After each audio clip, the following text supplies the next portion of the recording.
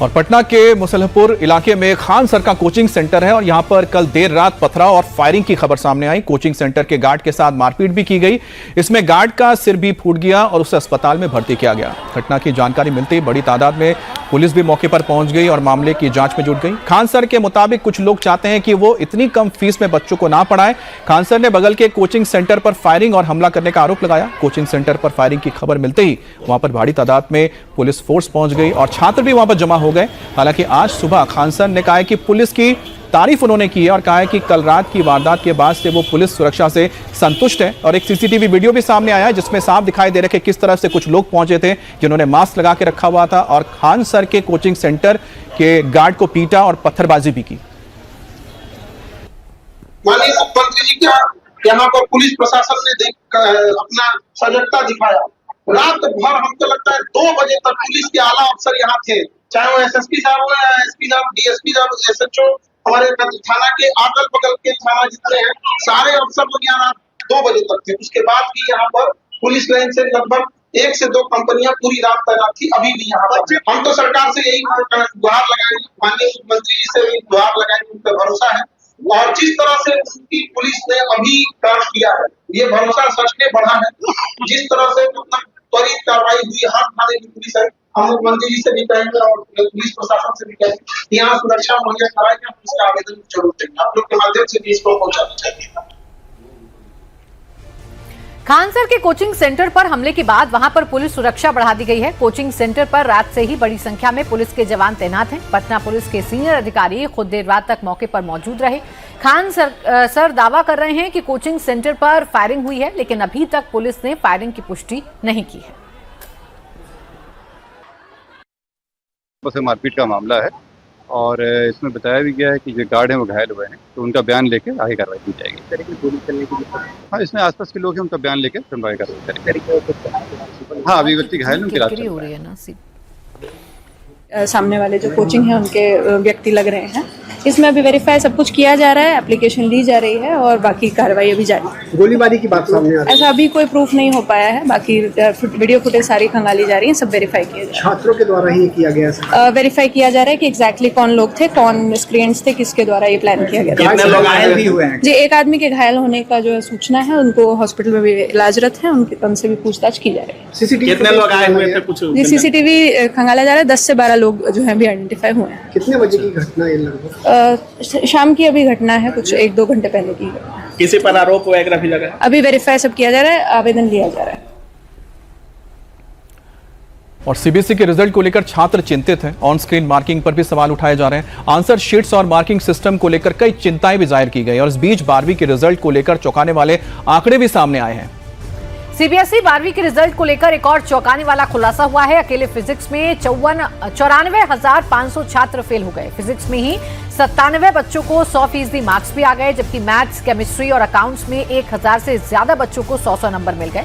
Maths में 1200 छात्रों को 100 नंबर मिल गए। अकाउंट्स में 1400 से ज्यादा छात्रों को 100 नंबर मिले। पिछले साल के मुकाबले इस साल पासिंग परसेंटेज भी गड़बड़ हुई है। अब 2025 में 88.39% छात्र पास हुए थे, जबकि इस साल यह घटकर 85.20 हो गया है। और 2025 में 12वीं के एग्जाम में 1,29,000 छात्रों के कंपार्टमेंट आए थे, जबकि इस साल यह बढ़कर 1,63,000 हो गया है। अब जाने माने शिक्षाविद इसे ऑन स्क्रीन सिस्टम का दोष मानते हैं, लिहाजा अब फेल हुए छात्रों को ग्रेस मार्क्स देने की मांग पर अब जोर पकड़ने लगा है। अब लाखों छात्रों के भविष्य के साथ मजाक करने वाले ओएसएम सिस्टम पर सरकार का चाबुक चल गया है। ऑनलाइन फॉर्म कोएम्ट भी अब बच नहीं सकता। सरकार ने जांच बिठा दी है। इतना ही नहीं, सीबीएसई के 2 बड़े अधिकारियों को भी हटा दिया गया है। इस वक्त की बड़ी खबर यह है कि सीबीएसई 12वीं की परीक्षा में गड़बड़ी के बाद सरकार ने कई बड़े एक्शन लिए हैं। लोखंडे प्रशांत सीताराम को सीबीएसई का नया चेयरमैन बनाया गया है। चेयरमैन राहुल सिंह और सेक्रेटरी हिमांशु गुप्ता को पद से हटा दिया गया है। अब सरकार ने जांच कमेटी का गठन कर दिया है। क्षमता निर्माण आयोग के अध्यक्ष एस राधा चौहान को जांच का जिम्मा सौंपा गया है। 1 महीने में सरकार ने जांच रिपोर्ट तलब भी कर ली है। ऑन स्क्रीन मार्किंग सिस्टम में कहां गड़बड़ी थी, कंपनी को ठेका देने में क्या आधार रखा गया था, नियमों में बदलाव क्यों किया गया, और इन तमाम सवालों के जवाब इस कमेटी को तलाशने हैं। लाखों छात्रों के रीवैल्यूएशन और वेरिफिकेशन को लेकर सवाल उठे हैं। लाखों छात्रों ने अपनी आंसर शीट को लेकर सवाल उठाए हैं। किसी का रोल नंबर गलत था तो किसी की कॉपी ही बदली हुई थी, किसी की कॉपी किसी को दे दी गई थी, जिसके बाद ओएसएम सिस्टम को लेकर लगातार सवाल उठने लगे। अब 12वीं के ही छात्र सार्थक सिद्धांत ने ओएसएम की गड़बड़ियां उजागर कर दी और इसके हैक प्रूफ होने के दावे को भी ध्वस्त कर दिया। कल दूसरे दिन भी संसदीय समिति की बैठक हुई जहां सार्थक सिद्धांत को भी बुलाया गया। 17 साल का ये छात्र हाई लेवल मीटिंग का अहम हिस्सा था। 2 दिन चली मैराथन बैठक के दौरान सीबीएसई के अधिकारियों से बेहद सख्त सवाल पूछे गए और आखिरकार कल चेयरमैन और सेक्रेटरी की छुट्टी कर दी गई। तो सीबीएसई के ओएसएम मार्किंग सिस्टम को लेकर सवाल खड़े किए गए हैं और सरकार की ओर से कदम उठाया गया है। यहां पर जो सर्वा और बड़ी खबर इस वक्त की आपको बता दें, दिल्ली के मालवीय नगर में रेस्टोरेंट में आग की खबर मिल रही है। रेस्टोरेंट में आग लगने से 10 लोगों की मौत हो गई है। ये बड़ी खबर आपको बता रहे हैं। लेमन ग्रीन रेस्टोरेंट के बेसमेंट में आग लगने की वजह से ये बड़ा और दुखद हादसा हो गया, जिसमें 10 लोगों की जान चली गई है। तस्वीर भी आप देखिए, सब कुछ काला आपको नजर आ रहा होगा। आग कितनी भीषण थी, इसी बात से अंदाजा लगाया जा सकता है कि 10 लोगों ने अपनी जान इस दुखद हादसे में गंवा दी है। तो लेमन ग्रीन रेस्टोरेंट के बेसमेंट में आग लगी थी। दिल्ली के मालवीय नगर में यह रेस्टोरेंट है और 10 लोगों की मौत की खबर है। तो ये बहुत ही दुखद खबर दिल्ली से आ रही है, जहां पर लेमन ग्रीन रेस्टोरेंट के बेसमेंट में आग लगी। मालवीय नगर साउथ दिल्ली का एक पॉश इलाका है, वहां पर ये रेस्टोरेंट था और इसके बेसमेंट में आग लगने की वजह से 10 लोग चपेट में आ गए और 10 लोगों की जान चली गई। तो ये दुखद खबर इस वक्त दिल्ली से आ रही है, जहां पर 10 लोगों की मौत हुई है। मौके पर फायर ब्रिगेड की टीम पहुंची है। अब कूलिंग का काम तो कर लिया गया है, जिसके बाद फायर ब्रिगेड के जो अधिकारी हैं और 2 वहां पर कर्मी मौजूद हैं, वो अंदर बेसमेंट में जाकर अभी भी तफ्तीश कर रहे हैं। अब देखिए, बेसमेंट में अगर आग लगी है तो ऐसे में पूरी इमारत के स्ट्रक्चरल सेफ्टी का भी खतरा बढ़ जाता है, यानी कि नींव को भी ये डैमेज कर सकता है। अब आगे देखा जाएगा कि इस इमारत में कौन है जो रहते हैं, क्योंकि यहां पर कई सारी ऐसी इमारत हैं जो मिक्स्ड यूज इस्तेमाल होती है, जिसमें कमर्शियल एक्टिविटी भी चलती है और साथ ही साथ रिहाइश भी होती है। तो ऐसे में देखना होगा कि आखिरकार ये इमारत रहने के लिए या फिर किसी भी कमर्शियल एक्टिविटी के लिए कितनी सेफ है। बेसमेंट में अगर आग लगे तो जाहिर सी बात है कि पूरे स्ट्रक्चर के ऊपर इसका असर होता है। अतुल भाटिया हमारे सहयोगी इस वक्त जुड़ गए। अतुल, सबसे पहले ताजा अपडेट बताइए कि आग पर पूरी तरीके से काबू पा लिया गया है और सबको बाहर निकाल लिया गया है?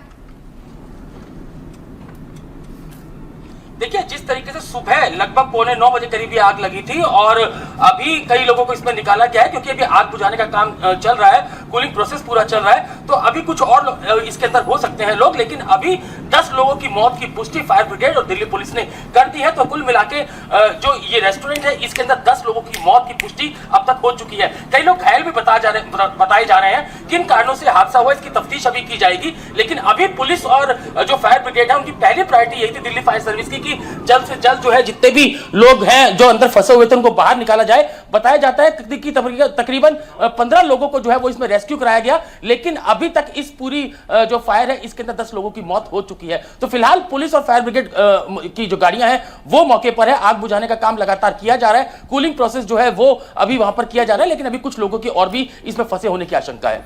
अच्छा अतुल, एक बात बताइए कि जो मौतें हुई है ये कौन लोग थे? क्या क्योंकि इतने सुबह क्या कस्टमर पहुंचे थे, क्या रेस्टोरेंट खुला था, या फिर जो कर्मचारी काम कर रहे थे वो मौजूद थे?